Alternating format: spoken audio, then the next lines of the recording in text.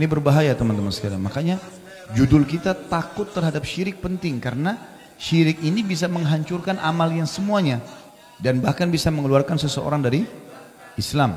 Itu kalau syirik besar. Tentu banyak contoh-contoh ya. Di antaranya di Mesir ada sebuah kota namanya Tont. Situ dulu ada satu orang punya kedudukan di masyarakat. Kemudian orang ini pada saat meninggal ada satu masyarakat wakafkan tanah di dalam kebunnya. Jadi si A meninggal, si B mewakafkan tanah untuk si A. Dibuatlah kuburan. Berjalan waktu, nggak disembah apa kuburan ini, sama sekali nggak disembah. Berjalan waktu Bapak Ibu sekalian, rupanya ahli waris yang punya kebun ini sudah bagi-bagi, tinggal tanah yang diwakafin buat kuburan dan sudah ada di pinggir jalan raya. Ini cerita sekian puluh tahun setelahnya. Jadi syaitan itu punya cara menyesatkan manusia secara massal walaupun jangka panjang. Mungkin generasi ini belum kena, generasi setelahnya bisa kena gitu. Maka ada dua orang yang fasik datang dari Kairo, 200 kilo kurang lebih dari situ datang, ban mobilnya kempes, pecah, pas di seberang kuburan. Yang satu lagi ganti ban, yang satu lihat ke seberang. Ternyata di seberang itu ada kuburan. Dan dalam hitungan 10 menit rupanya ada 10 orang yang lewat mengucapkan salam ke kuburan itu. Orang ini dasarnya fasik. Fasik ini muslim lebih banyak dosanya. Dia nggak takut sama Allah gitu. Belum punya ilmu agama yang cukup untuk itu.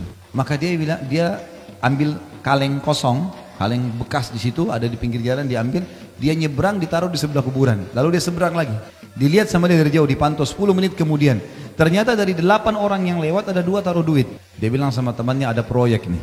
Dia pergi ke toko bangunan sama temannya, dibeli keramik, beli pagar, diubah tuh kuburan. Dikemas dengan sebagus mungkin. Sampai sekarang terkenal tuh di Mesir. Dibuat keramik bagus, pasang kelambu segala macam, tulis kuburannya syekh, kuburannya alim ini. Silakan yang mau minta-minta boleh.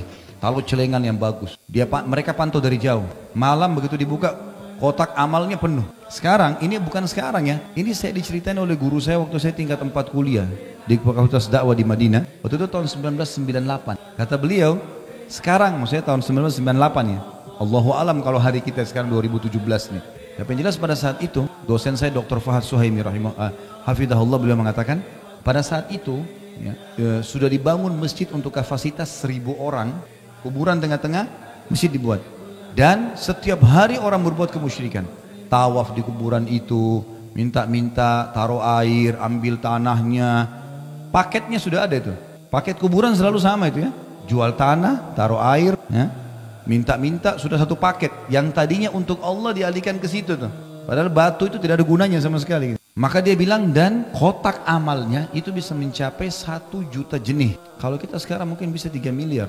Dari kotak amal, dia hidup dari situ. Dia tidak peduli orang ribuan mau sesat, yang penting saya dapat duit. Dan umumnya lokasi syirik ini sebabnya. Ujung-ujungnya duit. Duit semua ini. Kalau kita lihat, duit semuanya. Jadi pasar di sekitar kuburan, orang transaksi, udah jadi apa? Jadikan sebagai tradisi. Belum lagi syaitan banyak menghiasi mereka, banyak pengakuan-pengakuan mereka. Oh, di kuburan orang soleh ini pernah saya lihat penampakan orang pakai imamah putih, memberikan wasiat begini dan begini. Rasulullah nggak pernah nampakin dirinya kepada para sahabat setelah mati. Ada yang lebih baik daripada Rasulullah? Pakai akal sehat Bapak Ibu sekalian. Masalahnya kita banyak ditipu gara-gara itu. Duit semuanya. Ujung-ujungnya kasih duit. Ini bahaya sekali, ini nggak boleh, buatan syirik.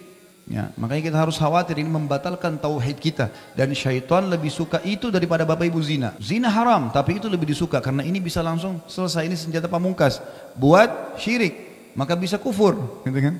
Bahaya sekali. Jadi harusnya kita hati-hati. Ini banyak fenomena-fenomenanya terjadi begitu.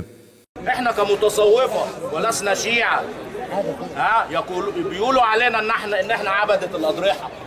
يقولوا على المتصوفين أنهم عبدة الأضرحة. نعم، نحن عبدة الأضرحة التي تقربنا إلى الله سبحانه وتعالى، لأن هناك فرق بين القبر والضريح. القبر في مسلم عادي، أما الضريح ففي ولي من أولياء الله الصالحين أخلص لله، فربنا سبحانه وتعالى كرمه وجعل له مقام يزار.